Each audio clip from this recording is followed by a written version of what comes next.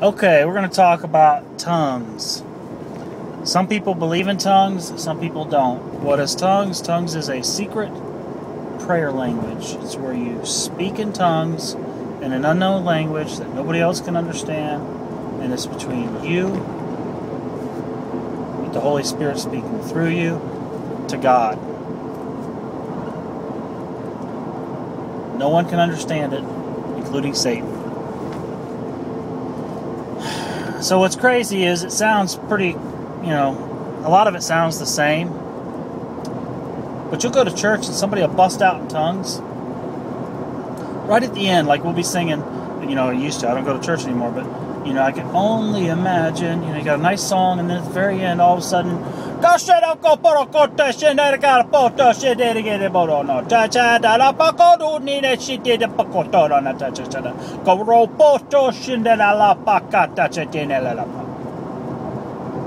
I can speak in tongues. If you think that's tongues, that's what it sounds like.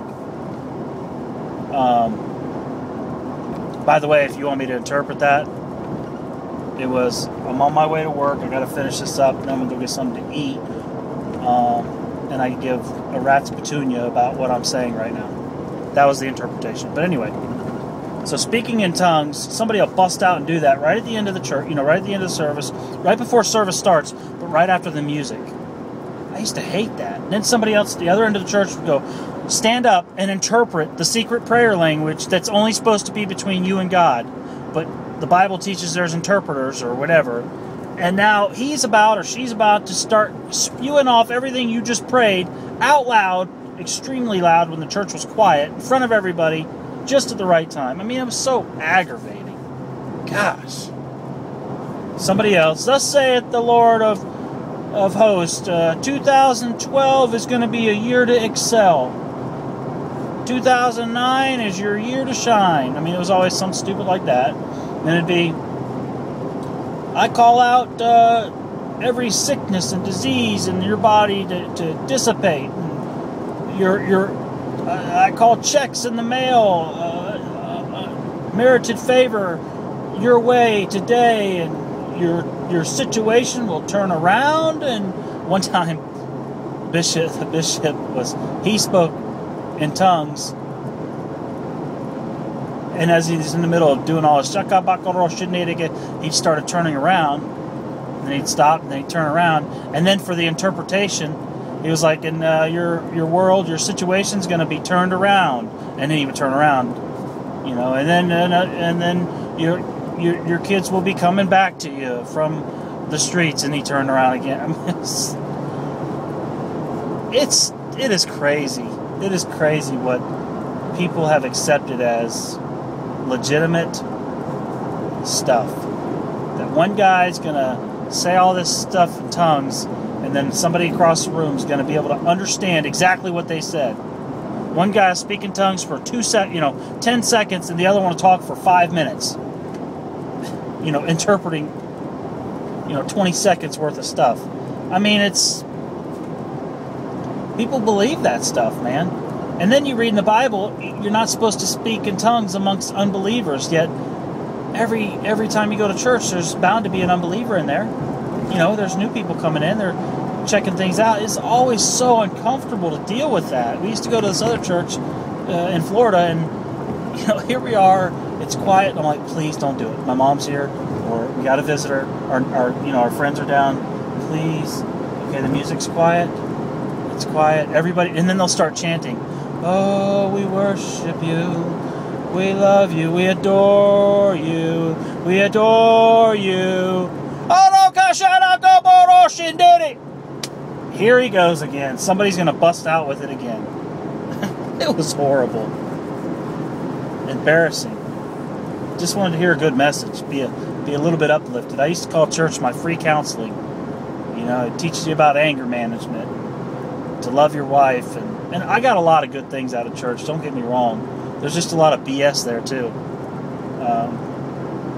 But anytime you're going to talk to somebody about behavior and morals and lifestyles, a lot of it's going to be good if it's automatically good. You don't need church to tell you not to steal. Thou shalt not steal. Well, I thought I could do that every day and get away with it. It makes sense to me. Don't murder. Well, yeah, I thought about murder the other day. You know, I was going to do it, but, you know, I'm not allowed to. Even though the law says I can't too. I'm going to not do it because the church says to. You know, there's common sense things, and a lot of that stuff's taught in the church. But anyway, getting back to tongues. Tongues is some crazy stuff. And it's not no secret prayer language. I can bust out in tongues anytime, and it won't be the Holy Spirit. It's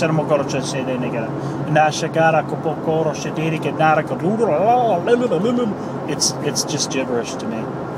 It really is. And I actually thought at one time it was the real deal, because it made me feel different, because I could hear myself talking in this unique language. So I thought, this is it. I finally got it after 30-some years. Or 15 years of being in the church. I thought, nope. Just moving your tongue. That's about the only thing tongues is. It's laughable. A lot of people think it's ridiculous, crazy nonsense. And they teach my kids that. It pisses me off, because my daughter comes home and says, I can speak I was praying in my prayer language. I said, baby, where'd you learn that? I mean, well, I just held my hands up and I listened to the person next to me. Wait a minute. You held your hands up, listened to them, and copied them? Yeah, because their kids aren't going to lie. So I'm like, how is that the Holy Spirit speaking through her? And then they cheer her on. The teachers go, yeah, Emily's got it. She's speaking in tongues. No, she's not. She's copying the kid next to her. It's not the Holy Spirit speaking through her. And now she believes this crap. That's the kind of stuff that, man, my poor kid. Now I'm trying to figure out how to, I wish I could just tell her the truth. It's just hard, you know what I mean? When you're raised in the church at a young age.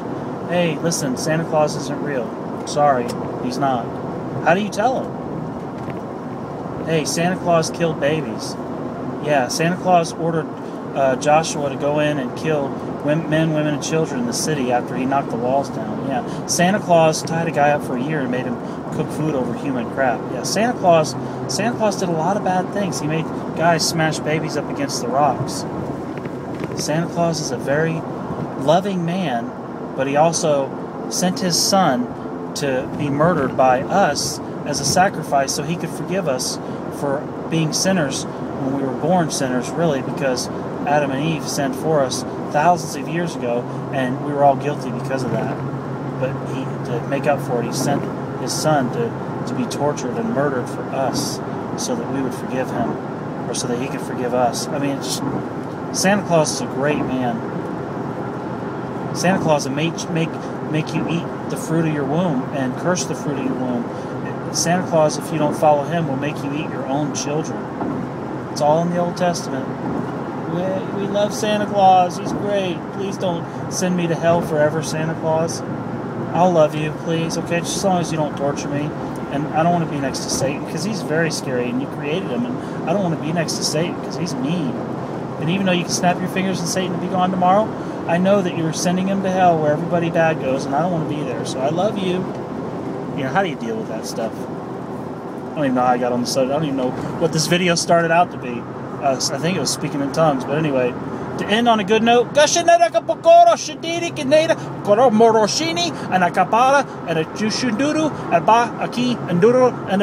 said there was, when I get home, I'm going to ask my wife where to go eat, and we might go have Mexican or Chinese. It just depends on what she feels like having. That was the Spirit of God speaking. Peace!